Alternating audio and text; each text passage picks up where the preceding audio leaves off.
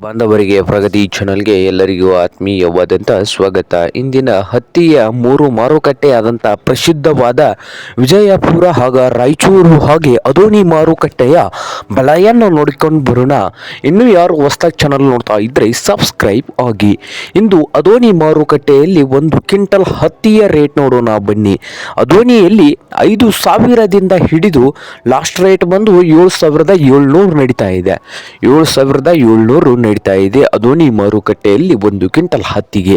ಹಾಗೆ ರಾಯಚೂರು ಮಾರ್ಕೆಟ್ನಲ್ಲಿ ನೋಡೋದಾದರೆ ಒಂದು ಕ್ವಿಂಟಲ್ ಹತ್ತಿಗೆ ರಾಯಚೂರದಲ್ಲಿ 6,000ದಿಂದ 7,500, 6,000 ರೂಪಾಯಿದಿಂದ 7,500 ರಾಯಚೂರು ಮಾರ್ಕೆಟ್ನಲ್ಲಿ ಒಂದು ಕ್ವಿಂಟಲ್ ಹತ್ತಿಯ ರೇಟು ಇದೆ.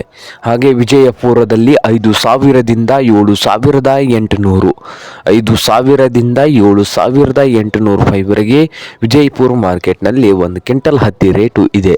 ಇದು ಇಂದಿನ ಹತ್ತಿಯ ಮಾರುಕಟ್ಟೆಯ ಬೆಲೆ ಆಗಿದೆ ನೋಡಿ ರೈತರೇ.